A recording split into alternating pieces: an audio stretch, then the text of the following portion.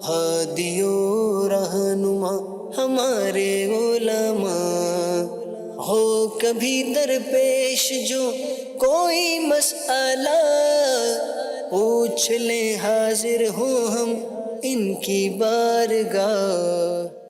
الحمد للہ رب العالمین والصلاة والسلام علی خاتم النبیین، اما بعد فاعوذ باللہ من الشیطان الرجیم، بسم اللہ الرحمن الرحیم، الصلاة والسلام علیک یا رسول اللہ وعلی آلک واصحابک یا حبیب اللہ، الصلاة والسلام علیک یا نبی اللہ وعلی آلک واصحابک یا نور اللہ۔ مدنی چینل کے ناظرین، پروگرام دارالافتاء اہل سنت میں آپ کو خوش آمدید کہتے ہیں، مرحبا کہتے ہیں۔ اللہ پاک ہم سب کو علم نافع عطا فرمائیں، اور جو کچھ علم دین کی باتیں سیکھے سمجھیں، اللہ تعالی ہم سب کو ان پر عمل پیرا ہونے کی توفیق عطا فرمائے۔ ہمارے پیارے نبی صلی اللہ تعالی علیہ وآلہ وسلم کا فرمان عظمت عالی شان ہے، زینوا مجالسکم بالصلاۃ علیہ فإن صلاتکم علیہ نور لکم یوم القیامہ۔ اپنی مجلسوں کو مجھ پر درود پڑھ کر آراستہ کرو کہ تمہارا مجھ پر درود پڑھنا قیامت کے دن تمہارے لیے نور ہوگا۔ صلو علی الحبیب صلی اللہ تعالی علی محمد صلی اللہ علیہ وآلہ وسلم۔ آج کے ہمارے پروگرام میں ہمارے ساتھ شامل ہیں شیخ الحدیث مفتی محمد حسان رضا عطاری صاحب، ان کو بھی خوش آمدید کہتے ہیں۔ کیسے مزاج گرامی؟ الحمدللہ رب العالمین علی کل حال۔ ماشاء اللہ۔ کچھ سوالات ہمارے پاس ریکارڈڈ صورت میں موجود ہیں، ویڈیو سوالات بھی ہیں، تو پہلے ہم اپنے پروگرام میں ان کو شامل کرتے ہیں۔ میرا نام محمد اسلم، میرا تعلق گھانچی پاڑا کراچی سے ہے۔ میرا سوال مفتی صاحب سے ہے، اپنا یا اپنی فیملی کا لائف انشورنس کروانا کیسا؟ جی، لائف انشورنس کروانا کیسا ہے؟ بسم اللہ الرحمن الرحیم۔ لائف انشورنس کروانے کی شرعاً اجازت نہیں ہے، اور یہ کئی شرعی طور پر خرابیوں کے اوپر مشتمل ہوتا ہے، اور بعض صورتیں اس کی سود کی ہوتی ہیں، اور بعض ناجائز امور کے اوپر یہ مشتمل ہوتی ہیں۔ تو اس لیے اپنا یا اپنی فیملی میں کسی فرد کا لائف انشورنس کروانا یا ویسے ہی جنرل انشورنس کروانا یہ شرعاً جائز نہیں ہے۔ اگر کروایا بھی ہو تو اسے فوری طور پہ ختم کروانا یہ ضروری ہے۔ ٹھیک ہے۔ اچھا، یہ لائف انشورنس تو اسی طرح بعض اوقات خود کا تو انتقال ہوا، اس کے بعد ان کی فیملیز کو اس کے اوپر ظاہر ہے، اگر کسی نے 10 لاکھ بھرے تھے تو اس کو 30 لاکھ ہے، 35 لاکھ یا 40 لاکھ، جو بھی ان کی پولی یہ ملتا ہے۔ اب وہ تو کروا کے چلا گیا جس نے کروانا تھا، انتقال بھی کر گیا، اب فیملی کے لیے بھی کچھ حکم بند ہے؟ ان کو صرف وہ رقم لینے کی اجازت ہے کہ جو اصل اس نے جمع کروائی تھی، یعنی یہ ان کے لیے حلال رقم ہوگی۔ باقی رقم وہ لے لیں گے اور اسے وہ شرعی فقیر کے اوپر بغیر ثواب کی نیت کے صدقہ کر دیں گے، کیونکہ یہاں پر ظاہر ہے کہ اگر یہ نہیں لیں گے تو وہ کمپنی اس کو اپنے پاس ہی رکھ لے گی اور اس کو اپنے کاموں میں یوٹیلائز کرے گی۔ تو ویسے یہ جائز نہیں ہے کہ اس طریقے سے کروایا جائے، لیکن اب چونکہ وہ دنیا سے رخصت ہو گیا بندہ، ختم کروا نہیں سکتا، اصل رقم اس کی اس کے اوپر موجود ہے، تو جو اس کی اصل رقم ہے وہ تو ورثہ کی ہو جائے گی، وہ تقسیم ہو جائے گی، لیکن اب جو اوپر رقم دی گئی ہے وہ سود کی رقم ہوگی، اور اس رقم کو بغیر ثواب کی نیت کے صدقہ کرنا یہ ضروری ہوگا، یعنی کسی ایسے کو جس کے اوپر زکوٰۃ لگتی ہو۔ لیکن اس کا معنی ہرگز یہ نہیں ہے کہ کوئی اس طرح کروائے اور اوپر کی رقم مل جائے تو اسے شرعی فقیر کو صدقہ کرتا پھرے، یہ مقصود شریعت نہیں ہے۔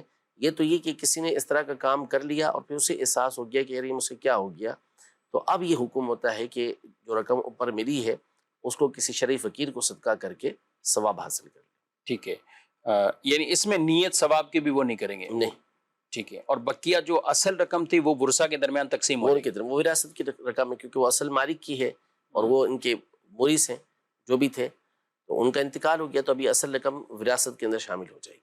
اچھا، کچھ لوگ ایسے ہی کہ جو سود یا اس طرح کی بھی رقمیں یا غلط جن کا کام کاروبار ٹھیک نہیں یا کچھ ایسے، وہ خود بخود اپنی کچھ ایسی نیتیں ارادے بنا لیتے ہیں کہ ہم اس کے ذریعے کئی نیکی والے کام کرتے ہیں، غریبوں کی مدد کرتے ہیں دیگر ہے، اور ان کو کہا جائے کہ یہ آپ سودی اکاؤنٹ بند کروا دیں تو وہ اس طرف بھی نہیں آتے، بلکہ یہی ان کا ہوتا ہے کہ نہیں ہم اس کے ذریعے اچھے کام بھی کرتے ہیں۔ بہت سخت کام ہے، بہت سخت وعیدیں ہیں، اور یہ جس طرح سود لینا حرام ہے تو ان کا یہ لینا حرام ہے، اور پھر اس کے بعد اوپر سے اس طرح کی نیت کرنا یہ اور نعوذ باللہ اور خطرناک ہو جائے گا، تو یہ تو کوئی بات ہی نہ ہوگی نا یعنی یہ کہ- نیت ان کو اس گناہ سے نہیں بچا سکتی. نہیں، بالکل نہیں بچا سکتی. یہ تو ڈاکہ ڈالنے کی طرح ہو گیا اور چھیننے کی طرح ہو گیا. آپ کسی کا مال لے کے پھر آپ اس کی مدد کرنے والے کسی کی مدد کریں تو یہ تھوڑی جائز ہو جائے گا. تو اسی طرح اگرچہ کہ وہ اپنی مرضی سے دے رہا ہو، کوئی بینک ہے یا کوئی بھی ہے، لیکن ہے سود، ہے حرام کا، تو اس لیے لازم یہ ہے کہ اس کو جس سے رقم لی ہے بہتر ہے کہ اس کو واپس کر دیں. اگر اس کو واپس کرنا ممکن نہ ہو تو یعنی اس کے ورثاء کو واپسی کر دیں. اگر اس کے ورثاء بھی نہیں ملتے تو پھر اس صورت میں کسی شرعی فقیر کے اوپر اس کو صدقہ کر دیں. لیکن بغیر ثواب کی نیت کے بہرحال شرعی فقیر کے اوپر اس کو صدقہ کیا جا سکتا ہے. لیکن بہتر اس میں بھی یہی ہوتا ہے کہ آپ کسی پہلے ان جو مالک ہے اصل اس تک لوٹائیں، وہ نہیں تو اس کے ورثاء تک پہنچائیں. ان تک بھی رسائی کسی صورت ممکن نہیں تو آپ کسی شرعی فقیر کو آپ صدقہ کر دیں. لیکن بہرحال کسی بھی صورت یہ چیز تو درست ہے ہی نہیں کہ اس نیت کے ساتھ رقم جمع کروانا یا نعوذ باللہ سود کی رقم لینا کہ اس کے ذریعے سے ہم کوئی نیکی کا کام کریں گے، حرام ہے. اللہ تبارک و تعالیٰ قرآن مجید فرقان حمید میں ارشاد فرماتا ہے کہ وَلَا تَيَمَّمُوا الْخَبِيثَ مِنْهُ تُنْفِقُونَ وَلَسْتُمْ بِآخِذِيهِ إِلَّا أَن تُغْمِضُوا فِيهِ. اے ایمان والو، جو تم پاکیزہ کماتے ہو، جو تمہاری پاکیزہ چیزیں، اس میں سے تم خرچ کرو.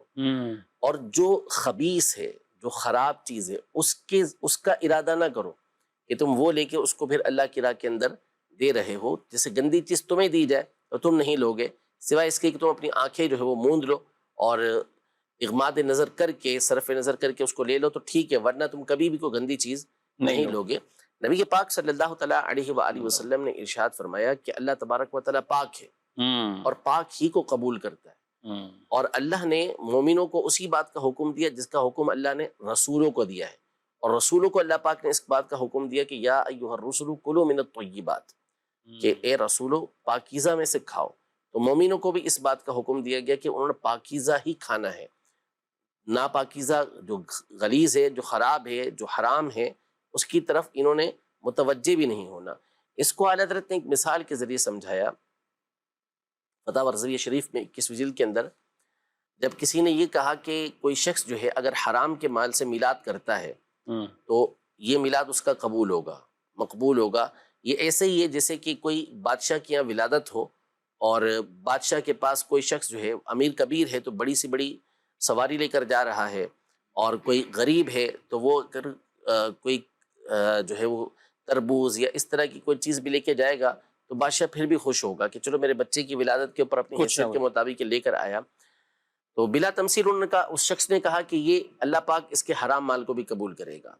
تو اعلیٰ حضرت نے اس کو فرمایا کہ ایسا نہ کہو، بلکہ یوں کہو کہ بادشاہ کی یہاں ولادت ہو اور کوئی شخص گلاس کے اندر، بوتل کے اندر پیشاب لے جائے اور جا کے بادشاہ کو تحفہ پیش کرے کہ یہ آپ کے بیٹے کی خوشی کے اندر میں اس کو دے رہا ہوں، تو پھر دیکھیں بادشاہ اس کے ساتھ کیا سلوک کرے گا. تو ظاہر ہے کہ بادشاہ اس کو سزا دے گا. تو یہ جو اس راہ کے اندر خرچ کر رہے ہوتے ہیں اس طرح کا مال جو ہے وہ ایسے ہی ہے کہ کسی کی خوشی کے اوپر وہ پیشاب بوتل میں بھر کے اس کو تحفے کے اندر دے رہے ہیں. تو ہرگز اس طرح کی اجازت نہیں ہے کہ بندہ سودی کام کرے، سودی مال اس کے پاس آئے اور پھر وہ کہے کہ میں اس لیے کام کرتا ہوں کہ اس کے ذریعے سے نیکی کے اندر میں اس کو استعمال کروں. نہیں، اللہ پاک کو نہ ہمارے حلال مال کی ضرورت ہے نہ حرام مال کی ضرورت ہے. ہم خرچ کرتے ہیں اللہ پاک کو راضی کرنے کے لیے، تو راضی اسی طرح سے کریں گے جس طرح اللہ پاک کو راضی کرنا یہ اللہ پاک نے ارشاد فرمایا ہے، جو اس کے حبیب پاک صلی اللہ علیہ وسلم نے ارشاد فرمایا. اپنی مرضی سے آپ راضی کرنے کے لیے نہیں بیٹھیں گے. جو شریعت مطہرہ کے اصول ہوں گے اسی کے مطابق آپ نیکی کے کام کریں گے تو ٹھیک ہوگا، ورنہ اپنی مرضی سے آپ ظہر کی 5 رکعتیں پڑھنا شروع کر دیں گے، عصر کی 5 پڑھنا شروع کر دیں گے، مغرب کی 4 پڑھنا شروع کر دیں گے تو آپ کی نماز ہی نہیں ہوگی. صحیح. اور اس طرح کے وہم وساوس میں بالکل پڑھنا بھی نہیں چاہیے. جو حکم شریعت ہے، غلطی ہوگی توبہ کریں اور اس چیز کو موقوف کر دیں، اور پھر اب جو اس کے بعد اس چیز کو یوں رپیٹ نہ کریں کہ یہ ہوتا رہے گا اور میں اس پیسے کو ان کاموں میں غریبوں کے اندر میں تقسیم کرتا رہوں گا. اس عذر کی بنا پر یہ لینا بہرحال کسی طرح بھی یہ جائز نہیں ہوگا. جی مزید سوال. اگر طواف کے دوران کسی بچے نے کپڑوں پر پیشاب کر دیا یا زخم پہ خون نکل آیا تو کیا طواف نئے سرے سے کرنا ہوگا؟ برائے کرم جواب اس کا دیجیے گا. جی، کپڑوں پر پیشاب کر دیا، یہ زخم تھا اور اس میں خون نکل آیا. زخم تھا، خون نکلا، اگر خون نکل کر ایسی جگہ پر بہہ گیا کہ جس کا دھونا غسل یا وضو کے اندر فرض ہے، تو اس صورت میں ظاہر ہے کہ وضو ٹوٹ گیا، اور جب وضو ٹوٹ گیا تو پھر آپ کا طواف کنٹینیو نہیں ہو سکتا۔ اب اگر آپ نے اکثر طواف کے پھیرے کر لیے، یعنی 4 پھیرے مثال کے طور پہ کر لیے ہیں، تو پھر آپ وہیں سے آ کے وضو کر کے وہیں سے کنٹینیو کریں گے، اور اگر اس سے کم کیے ہیں تو پھر آپ کو اختیار ہے کہ چاہے تو وہیں سے کنٹینیو کریں یا پھر آپ ابتدا سے اسے شروع کریں۔ اور اب اس کو دیکھا جائے گا، جو بچے نے پیشاب کر دیا ہے تو کتنے حصے کے اوپر اس کی ناپاکی ہوئی ہے۔ اگر تو معمولی سا چھوٹا سا کوئی حصہ ناپاک ہوا ہے تو پھر اس صورت میں تو آپ پھر بھی بہتر یہ ہے کہ آپ پاک کر کے ہی طواف کریں، کیونکہ آپ مسجد کے اندر ہوں گے اور مسجد کے اندر ناپاک چیز کو لانے کی بھی ممانعت موجود ہے، تو اس کو پاک کر لیں جا کے۔ اور اگر زیادہ ہے تو ناپاکی کی حالت میں کپڑا جو ہوتا ہے اگر اتنا ہے کہ جیسے نماز جس کی بنیاد پر دوبارہ پڑھنا پڑتی ہے، تو اتنی کے ساتھ تو پھر آپ کو طواف کرنے کی بھی اجازت نہیں ہوگی۔ باہر صورت اسے پاک کر کے آئیں، پھر اس کے بعد دوبارہ طواف، یعنی جہاں سے طواف چھوڑا ہے وہاں سے طواف کرنا شروع کر دیں۔ ٹھیک ہے، یعنی جتنے چکر ہیں ان کو شمار کر سکتے ہیں، کر سکتے ہیں ان کو شمار یعنی، اور 4 کر لی ہیں تو پھر تو شمار کرنا ہی پڑیں گے۔ ٹھیک ہے۔ اور اس سے پہلے کا آپشن ہوتا ہے کہ نئے سرے سے کر لیں؟ جی آپشن ہوتا ہے اس کا، بیان کیا نا کہ اگر 4 سے کم ہے تو چاہے تو وہیں سے شروع کریں، ٹھیک، چاہے جو تو وہ ابتدا سے شروع کریں۔ صحیح۔ کچھ SMS ہیں ان کو شامل کرتے ہیں، اور سوال ہے کہ عصر کی نماز قضا ہو جائے تو کیا وہ اسی دن مغرب کی نماز کے بعد ادا کر سکتے ہیں؟ جی بالکل کر سکتے ہیں، اس میں کوئی حرج نہیں ہے، بلکہ اگر صاحب ترتیب ہے، یعنی اگر آپ کی جو ہے وہ 6 یا 6 سے زیادہ نمازیں قضا نہیں ہوئی ہیں تو پھر اس صورت میں آپ پر یہ ضروری ہوگا کہ مغرب کی نماز پڑھنے سے پہلے آپ نے جو عصر کی نماز ہے جو چھوٹ گئی ہے آپ کی، اسے پڑھنا ہوگی۔ قضا پہلے وہ کریں گے، پھر اس کے بعد مغرب کی نماز آپ پڑھیں گے۔ اور اگر زیادہ نمازیں قضا ہو چکی ہیں، اب صاحب ترتیب نہیں ہے، تو پھر اس صورت میں آپ کو اجازت ہے کہ پہلے آپ مغرب کی نماز پڑھ لیں، پھر اس کے بعد آپ عصر کی نماز ادا کریں۔ لیکن باہر صورت مغرب کی نماز کے بعد جو عصر کی نماز قضا ہوئی ہے اس کو ادا کرنے میں کوئی حرج نہیں ہے، ادا کر سکتے ہیں، بلکہ جلد سے جلد ادا کرنے کی کوشش کرنی چاہیے۔ ٹھیک ہے، ایک سوال ہے، اور لیکن موقع کی مناسبت ہمارے شہر یا کراچی شہر یا پاکستان کے اعتبار سے تو نہیں ہے، کہتے ہیں مسجد میں آگ والے ہیٹر چلتے ہیں تو کیا وہاں پہ نماز پڑھی جا سکتی ہے، سجدہ کیا جا سکتا ہے اور نماز پڑھ سکتے ہیں؟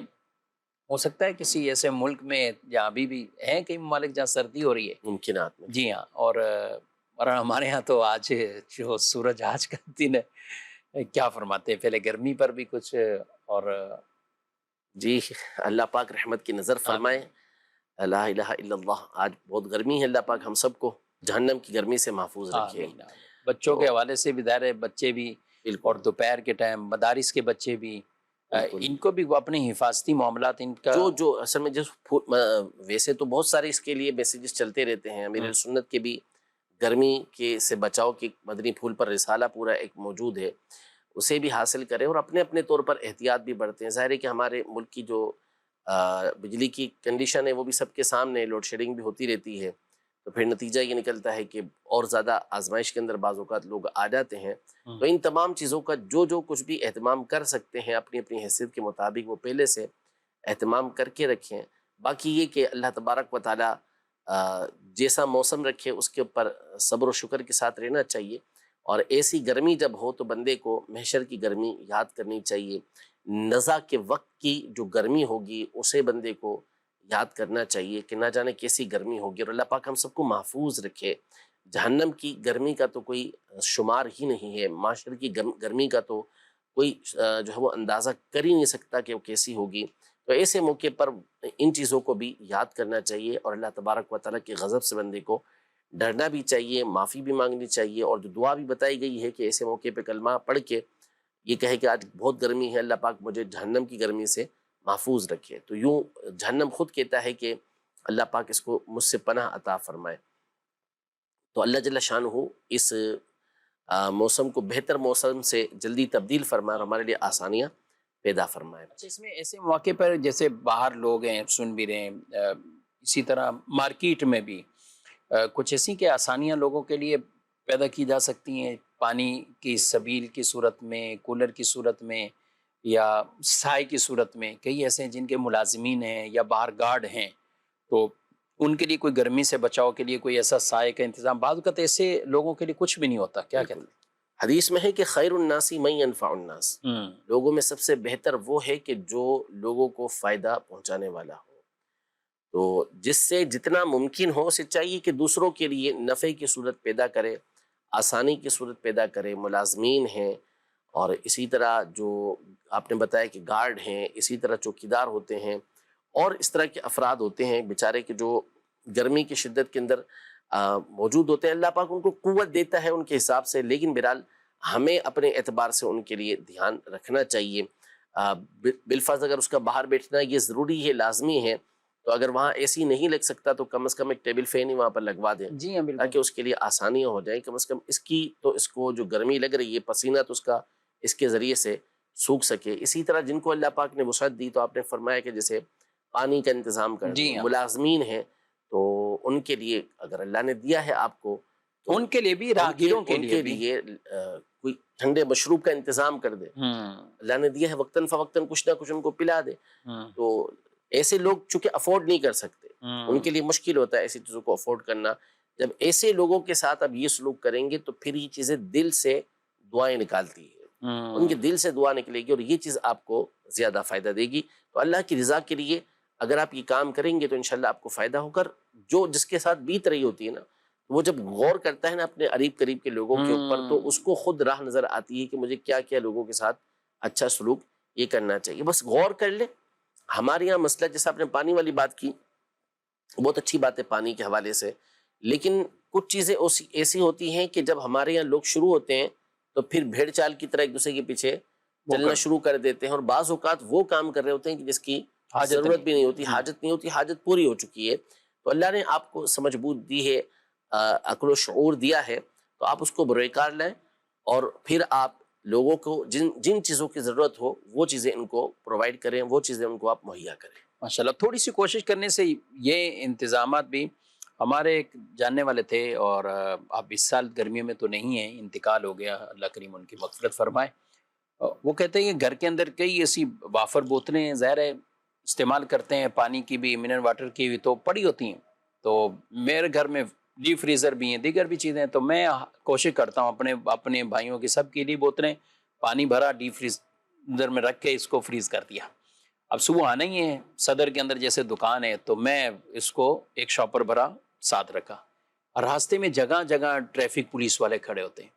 اب ان کے پاس عموماً کوئی اس وقت کولر یا کوئی یہ چیزیں نہیں ہوتی، یا پولیس والے یا کوئی اور ایسے کئی نظر آتے ہیں کہ یہ پانی کی بظاہر اس کے آس پاس نہیں ہے، تو میں نکال کے دیتا ہوں، بڑے بہت خوش ہوتے تھے، یعنی جس کو بھی دی۔ اور میرے کو اس وقت کے بنا پھر جیسے کسی کام میں لذت آتی ہے نا، کہ وہ ایک مسکراہٹ کی وجہ سے کہ یار دل خوش ہوا اس کا، اور اس کو پانی اس گرمی میں مل گیا، تو یہ ایک بنا لیا تو ثواب ملے گا انشاءاللہ۔ بہرحال حدیث میں ہے کہ جب تیرے گناہ زیادہ ہو جائیں تو پانی پر پانی پلا۔ کیا بات، یہ پانی پلانے سے گناہ بھی جھڑتے ہیں، اور حضرت سعد رضی اللہ تعالی عنہ کو نبی پاک صلی اللہ علیہ وسلم پانی ہی کا صدقہ کرنے کا حکم ارشاد فرمایا، کیونکہ پانی انسان کی بنیادی ضرورت ہے۔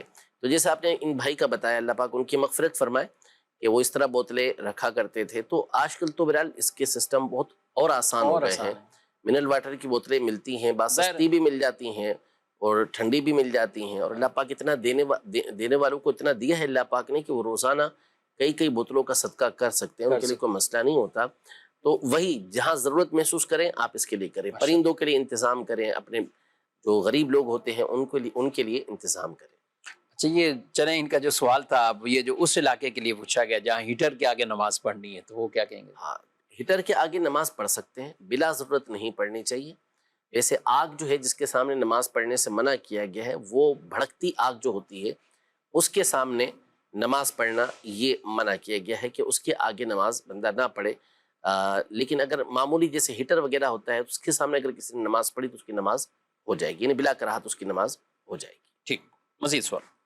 مفتی صاحب سے میرا یہ سوال ہے کہ دیگر اقوام کو تو سزا مل جاتی تھی، لیکن جب کفار نے نبی پاک علیہ السلام سے کہا کہ آپ جو ہے وہ دعا کریں اور ہمیں عذاب مل جائے، تو اللہ پاک نے فرمایا کہ ہماری یہ شان نہیں کہ آپ کی موجودگی میں ان پر عذاب نازل کریں۔ اس آیت مبارکہ کا کیا مطلب ہے، اور اس طرح کفار کو عذاب اجتماعی طور پر کیوں نہ ہوا، اس حوالے سے ارشاد فرمائیں۔ جی، یہ تو خود ہی بیان کر دیا انہوں نے. جی کیوں نہیں ہوا؟ کیوں نہیں ہوا؟ اور وہی قرآن نے بیان کیا. جی تو جب کفار نے اس بات کا مطالبہ کیا کہ ان کان ھذا ھو الحق من عندک فامطر علینا حجارۃ من السماء او ائتنا بعذاب علیم، کہ جو کچھ آپ کہہ رہے ہیں اگر یہ سچ ہے تو آپ جو ہے وہ اپنی طرف سے ہمارے پر عذاب لے آئیں اور آسمان سے ہمارے پر پتھروں کی بارش کروا دیں. تو اللہ پاک نے رحمت عالم صلی اللہ تعالیٰ علیہ وسلم کی شان یہ بیان کی، فرمائی کہ وما کان اللہ لیعذبہم وانت فیہم، کہ اے محبوب جب تک آپ ان کے درمیان تشریف فرما ہیں اللہ پاک کی یہ شان نہیں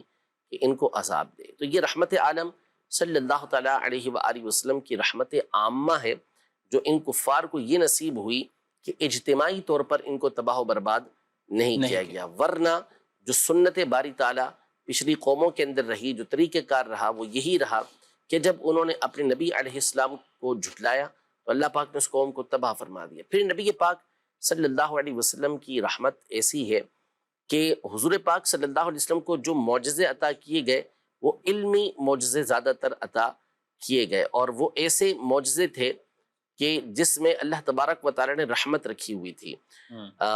ایسے معجزے نبی پاک صلی اللہ علیہ وسلم نے جو دکھائے ان میں اجتماعی طور پہ معجزے نہیں دکھائے. جیسے پچھلی امتوں میں ہوتا تھا کہ ان کو اجتماعی طور پر ایک معجزہ عامہ دکھایا جاتا تھا اور پھر جب وہ اس کا انکار کرتے تھے تو پوری قوم کو تباہ کر دیا جاتا تھا. لیکن نبی پاک صلی اللہ علیہ وسلم کے معجزات کے اندر بھی یک گونا رحمت یوں موجود ہے کہ آپ کے معجزات اس طرح کے ہیں کہ اجتماعی انکار وہاں پر نہیں ہوا.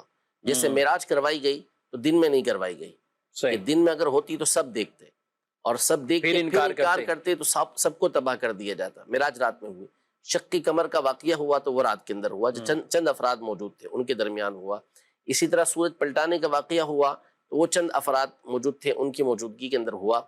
تو ایسے معجزات نبی پاک صلی اللہ علیہ وسلم نے ان کا اظہار نہیں فرمایا کہ جس کے انکار کی بنیاد پر پھر پوری قوم کو تباہ کر دیا جائے. اس لیے کہ اللہ پاک نے نبی پاک صلی اللہ علیہ وسلم کو نبی آخر الزماں بنا کر بھیجا، آپ پر نبوت کے دروازے کو بند فرما دیا. آپ کے بعد کوئی دوسرا نیا نبی نہیں آ سکتا. تو اب آگے قیامت تک جو امت ہے وہ آپ کی امت ہے. ایک امت دعوت ہے، ایک امت اجابت ہے. امت اجابت وہ کہ جس نے نبی پاک صلی اللہ علیہ وسلم کی لائی ہوئی دعوت کو قبول کیا اور نبی پاک صلی اللہ علیہ وسلم پر ایمان لے کر آئے تو ان کو امت اجابت کہتے ہیں. اور وہ لوگ کہ جنہوں نے نبی پاک صلی اللہ تعالیٰ علیہ وسلم کی دعوت دین کو قبول نہیں کیا ان کو امت دعوت کہا جاتا ہے.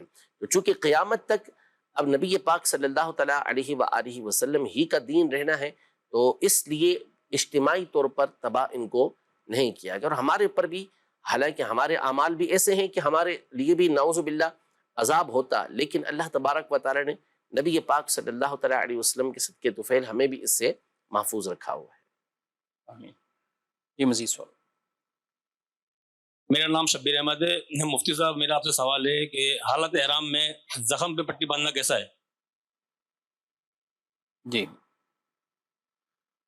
بلا ضرورت منع ہے کہ بلا ضرورت نہ ہو، لیکن اگر حاجت زخم ہو گیا ہے تو پھر پٹی باندھ سکتا ہے احرام میں. پھر پٹی باندھ سکتے ہیں. پھر اس میں غیر اختیاری جرم اور کفارے کے طور پر ہوگا اس میں. جی ہاں جی مزید. میرا نام شاہد اقبال ہے اور میرا مفتی صاحب سے یہ سوال ہے، گھر میں مور، طوطا یا کوئی اور جانور یا پرندہ پال سکتے ہیں؟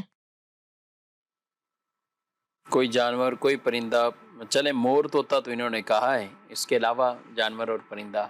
ایسے جانور اور پرندے کے جو انسان سے مانوس ہو جاتے ہیں ان کو پالنے کی اجازت ہے، ان کے ذریعے سے انسیت حاصل کرنے کی اجازت ہے. جیسے مور کی آپ نے بات کی، طوطے کی آپ نے بات کی، مینا ہے، اسی طرح چڑیا ہے، کبوتر ہے. یہ پرندے جو ہیں یہ مانوس ہو جاتے ہیں. اسی طرح بلی ہے، بکری ہے، ہرن ہے، یہ انسان سے مانوس ہو جاتے ہیں، انسان کے ساتھ رہنا شروع کر دیتے ہیں اور انسان کو ان سے انسیت حاصل ہوتی ہے. تو اس لیے ان کو پالنا گھر میں یہ جائز ہے. البتہ اس میں شرط یہ ہے کہ ان کا بھرپور لحاظ، ان کا خیال رکھنا ہے. ان کے کھانے پینے کا لحاظ رکھنا، خیال رکھنا یہ بہت ضروری ہے. حتیٰ کہ یہاں تک فرمایا کہ 70 بار دن میں ان کو کھانا پیش کرے، کیونکہ 70 بار سے مراد بار بار کھانا پیش کرے. ظاہر ہے کہ یہ بول نہیں سکتے، بتا نہیں سکتے بھوک کے حوالے سے، تو اس لیے بار بار ان کو کھانا پیش کرے کیونکہ بھوکے ہو سکتے ہیں. لیکن ایسے جانور کہ جو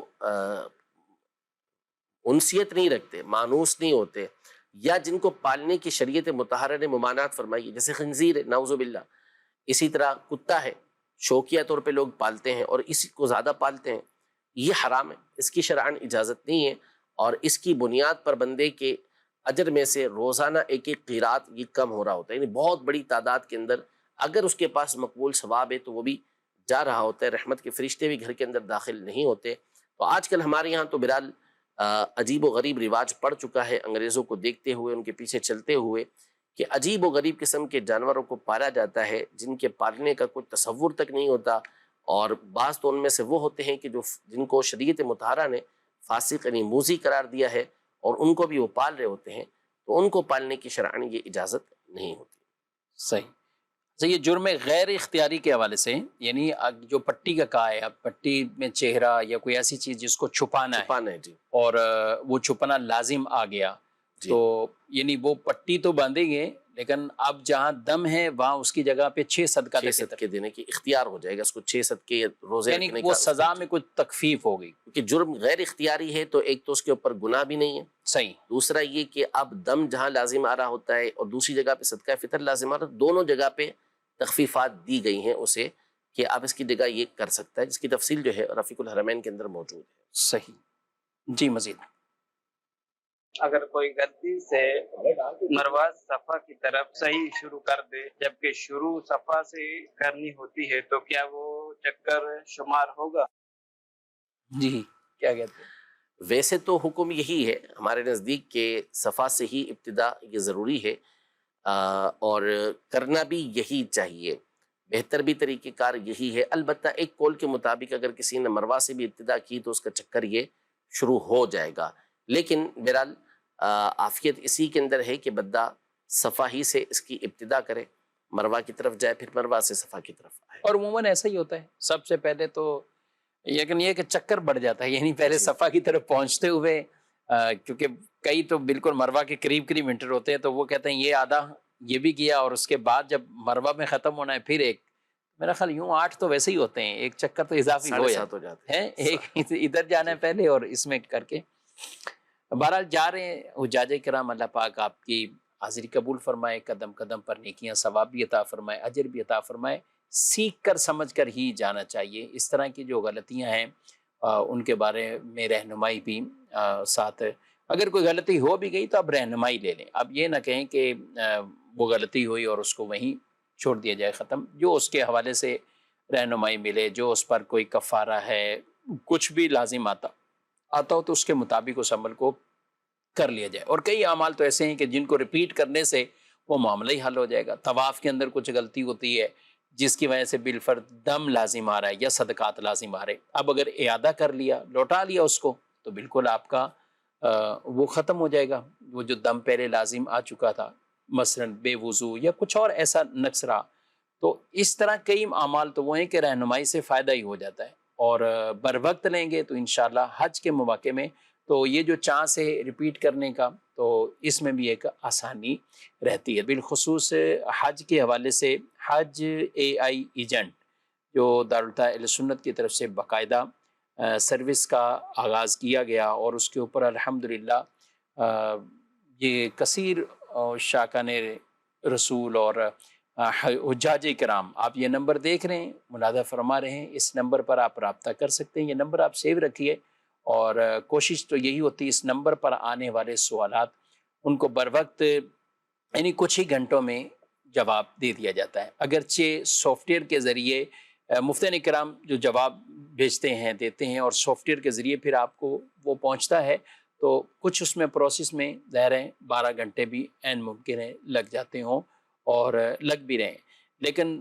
آپ بھیجتے رہیں گے تو انشاءاللہ رہنمائی بھی یوں ایک آپ کو اپنا شرعی مسئلہ بھی، اور یہاں پر اس سافٹ ویئر کے ذریعے کئی ایسے مسائل جو پہلے سے ہی سیو ہیں، تو آپ وہ کلک کریں گے تو آپ کو باقاعدہ ہو سکتا ہے کہ پہلے بھی وہ جواب دیے جا چکے ہوں، تو وہ پڑھنے کو بھی آپ کو مل جائیں گے۔ تو مقصد وہی ہے کہ درست علم سیکھ کر حج عمرہ کریں گے تو انشاءاللہ اجر بھی پائیں گے، ثواب بھی پائیں گے، اور غلطیوں سے بھی بچیں گے۔ اللہ تعالیٰ مبرور حج کی سب کو سعادتیں عطا فرمائے، جتنے بھی جا رہے ہیں رب تعالیٰ سب کو مبرور حج کی یہ توفیق اور سعادت عطا فرمائے۔ جی مزید کون؟